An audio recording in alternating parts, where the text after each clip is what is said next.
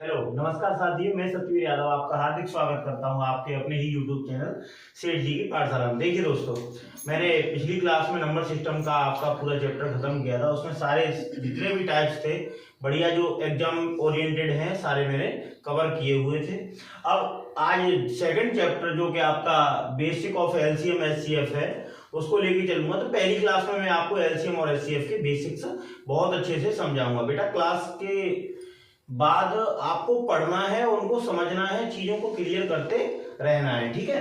तो मैं आपको बता दूं, सबसे पहले मैं बताता हूं कि ये एचसीएफ और एलसीएम होता क्या है। एक्चुअली सबसे पहली क्लास जो रहेगी मेरी वो बेसिक्स की रहेगी। एचसीएफ देखिए, एचसीएफ का मतलब होता है highest, H for high, highest common factor, highest common factor. Second आता है एलसीएम, लीस्ट कॉमन और मल्टीपल। अब देखिए बेटा, यहां दो चीजें आ गई, हाईएस्ट और लीस्ट। तो सब लोग हाईएस्ट भी जानते हैं और लीस्ट भी जानते हैं। हाईएस्ट का मतलब होता है बड़े से बड़ा और लीस्ट का मतलब होता है छोटे से छोटा। इसका मतलब यह है कि जहां भी क्वेश्चन में हाईएस्ट लिखा होगा, बड़े से बड़ा लिखा होगा, वहां आपको तुरंत समझ जाना है कि ये मासा की बात कर रहा है। जहां एलसीएम में लीस्ट लिखा होगा, लीस्ट मतलब छोटे से छोटा, तो उसमें तुरंत समझ जाना है आपको यहाँ एलसीएम की बात कर रहा है। अब यहाँ दो शब्द आए, कॉमन तो दोनों में कॉमन है। यहाँ दो शब्द आए, एक तो फैक्टर और मल्टीपल। अच्छा, ये फैक्टर और मल्टीपल क्या होते हैं? किसी भी संख्या, जैसे मैं कोई संख्या ले लेता हूं 12, ठीक है, इसका फैक्टर की बात करते हैं अपन लोग। किसकी? फैक्टर की। देखिए बेटा, फैक्टर का मतलब ये है कि ये जो 12 संख्या है वो किन किन संख्याओं से कट जाती है। तो 12 में किस किस संख्या का भाग चला जाता है। तो 2 से हम काटेंगे, 2 छिके 12, 2 से फिर काटेंगे 3 बार, 3 से फिर काटेंगे बेटा 1 बार। इसका मतलब 12 वह संख्या है जिसमें 2 का और 3 का भाग चला जाता है। लेकिन एक बात आती है मल्टीपल की।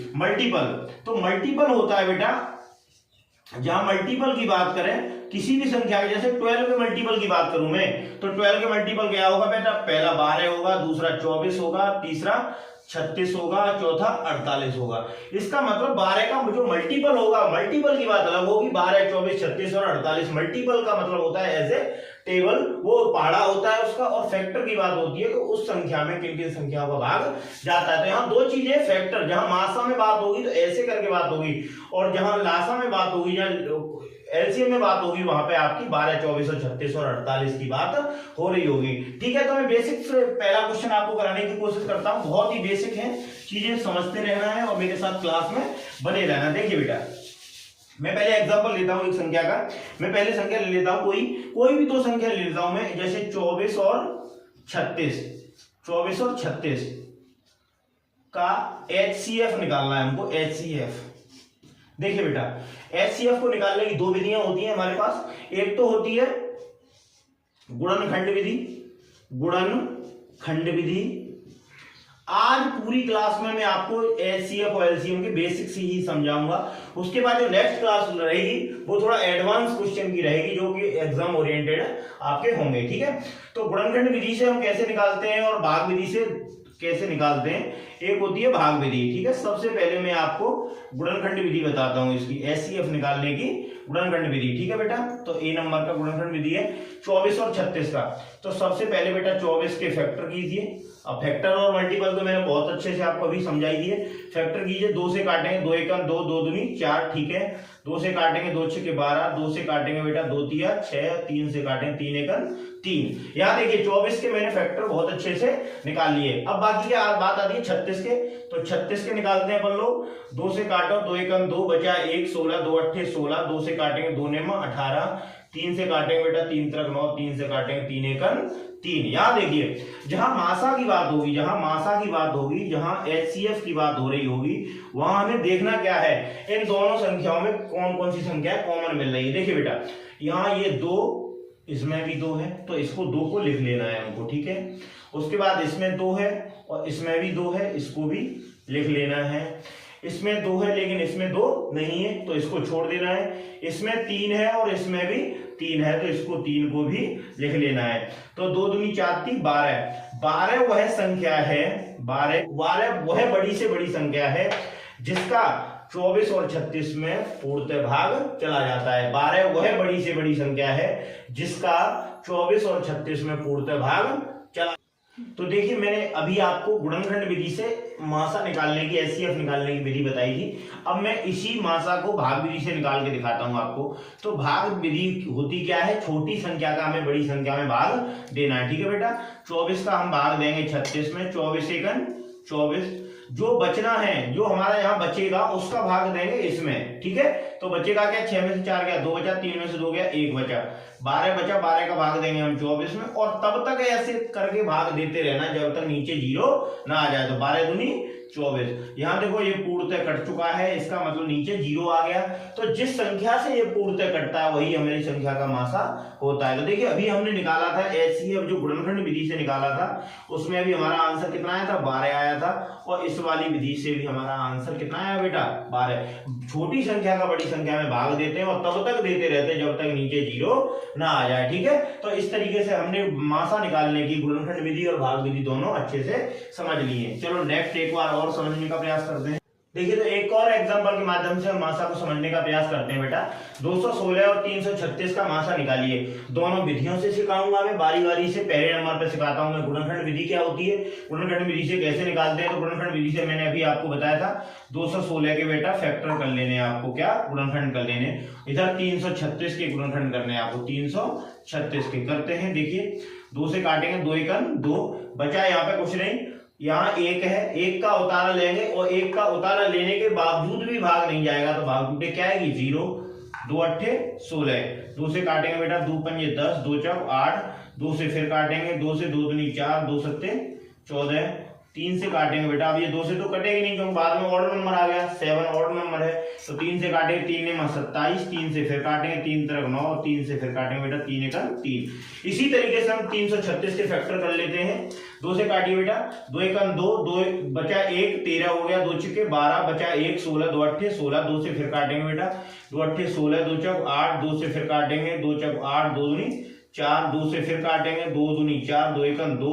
और अब देखिए अब ये 2 से नहीं कट रहा तो किससे काटेंगे हम, 3 से, 3 सत्ते 21 और 7 एकम 7। अब देखिए यहां बात आती है कि आप मासा कैसे प्राप्त करें। हमने खंड तो कर लिए, गुणनखंड तो कर लिए, लेकिन मासा कैसे बताया था हमने वो समझिए बेटा।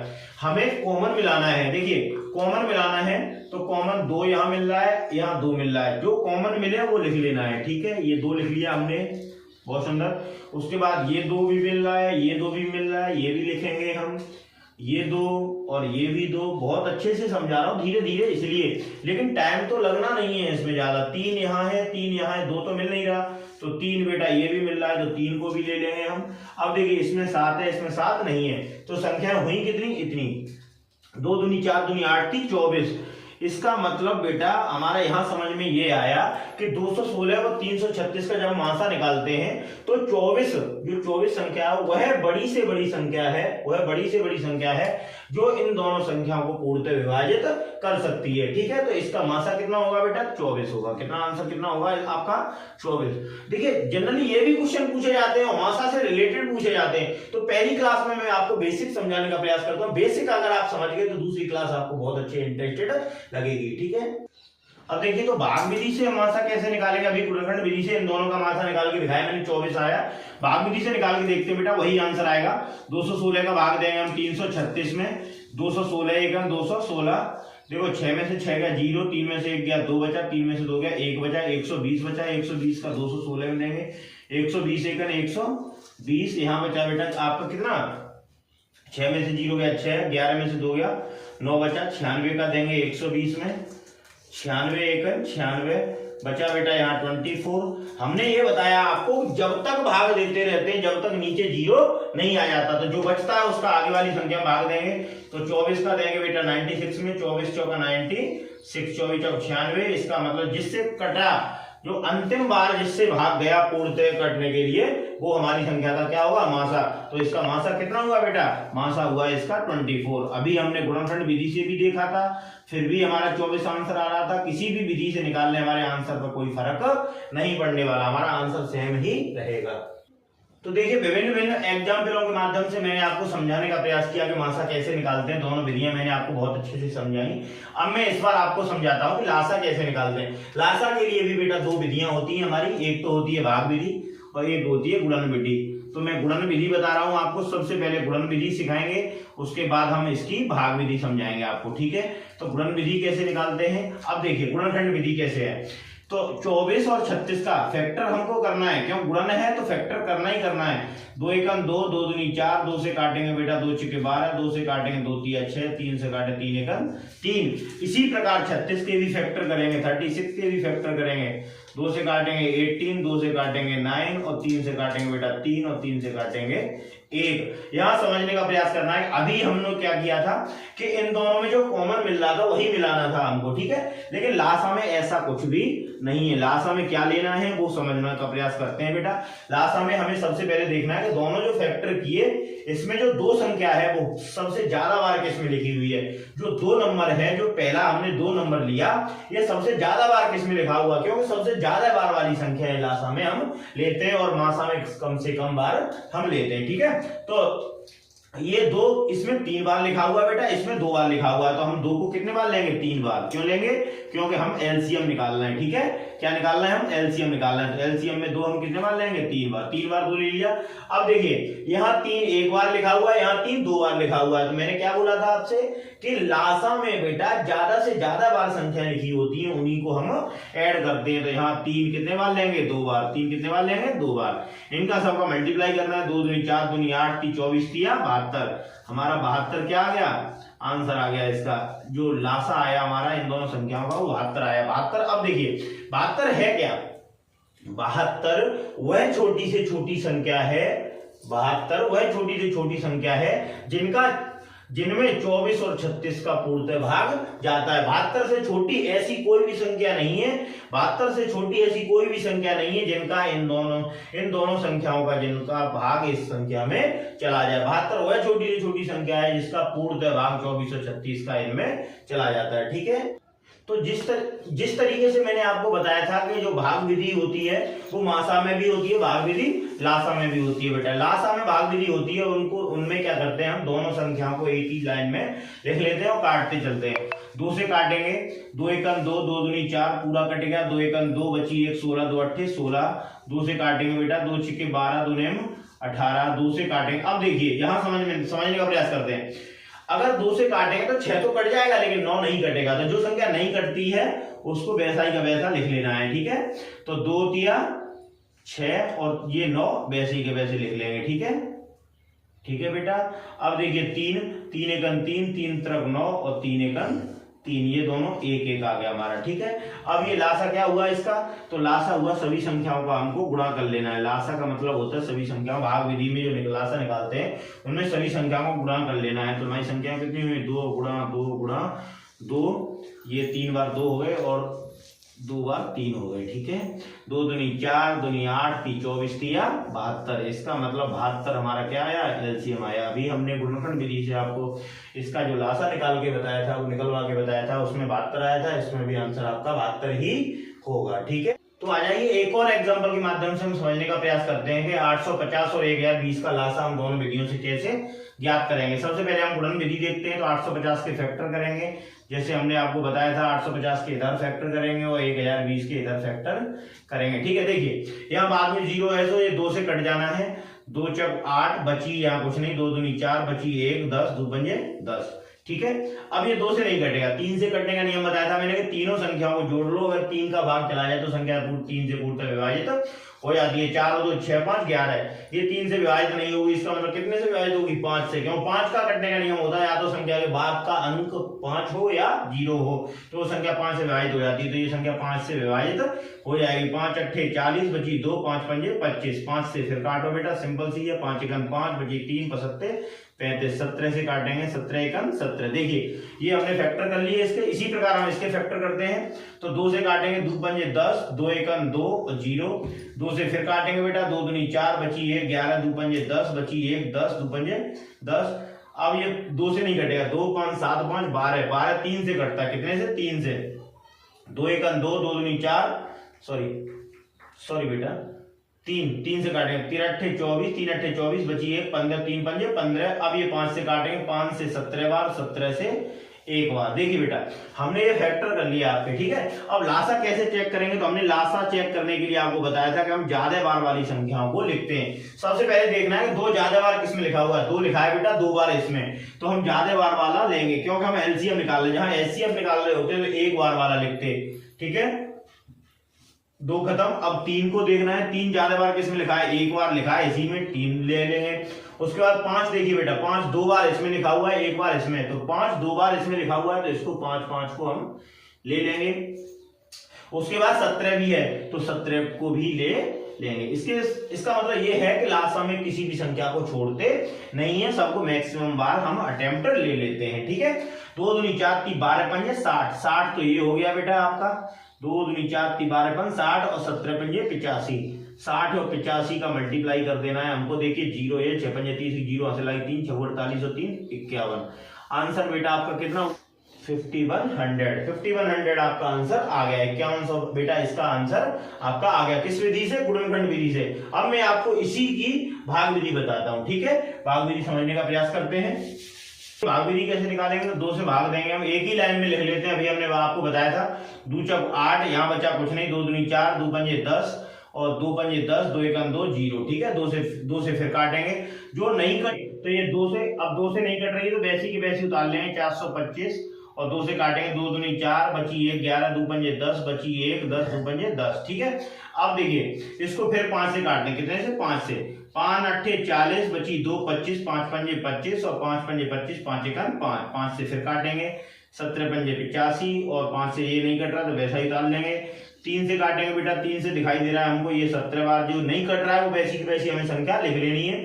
3 से ये देखो, 3 एकम 3, 3 7 21, ये 17 बार कट गया। अब ये संख्या कटेगी 17 से, कितने से, 17, 17 एकम 17, 17 एकम 17। जब हमने सारी संख्याओं को काट लिया, जब एक एक बचा तो हमें सभी संख्याओं का क्या कर लेना, मल्टीप्लाई कर लेना। क्या कर लेना, मल्टीप्लाई। तो देखिए 2 दूनी 4 पंजे 20 पंजे 100, 100 तो ये हो गया, और 3 17 थी 51 ये हो गया। बहुत सिंपल है इसका मल्टीप्लाई करना, 5100 आ जाएगा। क्यों आ जाएगा, क्योंकि ये 2 जीरो पीछे इसके आंसर में रख जाएंगी। 100 का 51 में मल्टीप्लाई करना बहुत आसान है, 5100 आंसर हमारा आ चुका है, ठीक है बेटा। इस तरीके से मैंने आपको बहुत अच्छे से ये लासा निकालने की भाग विधि और गुणनखंड विधि दोनों अच्छे से समझा दी है, ठीक है। देखिए बेटा, तो बेसिक में आपका एक चीज और छूट रही थी कि भिन्नों का अगर जहां भिन्न दे रखी हो, अंश और हर के बट्टे में दे रखी हो, उनका हमको मासा और लासा चाहिए होगा, तो हम किस तरीके से निकालते हैं। बच्चे क्या करते हैं, अरे ये तो हमने सीखा नहीं, इसको छोड़ दो। चलो छोड़ना नहीं, एक सिंगल सवाल नहीं छोड़ना है, 25 में से 25 नंबर लाना है आपको, 25 में से 25 क्वेश्चन अटेम्प्ट करने हैं। अब तो पुलिस की भी भर्ती आने वाली है, तो जी तोड़ मेहनत करने लग जाइए बेटा। देखिए भिन्नों का अगर हमको मासा निकालना है, तो जो मासा निकालेंगे वो ऊपर वाली संख्या का हम मासा निकालेंगे, अंशों का मासा निकालेंगे और हर का निकाल लेंगे बेटा लासा, ठीक है। उसी तरीके से भिन्नों का अगर हमें लासा चाहिए तो अंशों का हम निकालेंगे लासा और हरों का निकालेंगे मासा। आइए एक एग्जांपल के माध्यम से हम समझने का प्रयास करते हैं, ठीक है। देखिए तो 5/26, 15/39 और 10/13 का मासा ज्ञात कीजिए। देखो मासा बात करेगा तो ऊपर वाली संख्याओं का मासा और नीचे वाली संख्याओं का लासा। अगर लासा की बात करेगा तो ऊपर वाली संख्याओं का लासा और नीचे वाली संख्याओं का मासा।